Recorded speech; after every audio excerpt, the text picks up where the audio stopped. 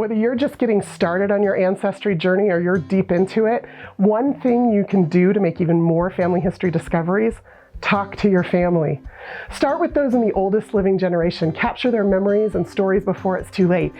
And if you are the oldest living generation, talk to siblings and cousins to round out your knowledge of those who came before. Here are 3 questions to ask any family member to get the conversation started. What is your favorite memory of your grandparents? What's the most interesting story you ever heard about one of our ancestors? Which one of your siblings or cousins were you closest to, and why? Questions like these yield so much more than just yes or no answers. Time spent together reminiscing will benefit your relationship. Stories told will enrich your family history. And you never know, a previously unseen photograph or two just may find its way out of a shoebox, into your hands, and onto your Ancestry family tree. And that's Genealogy in a Minute.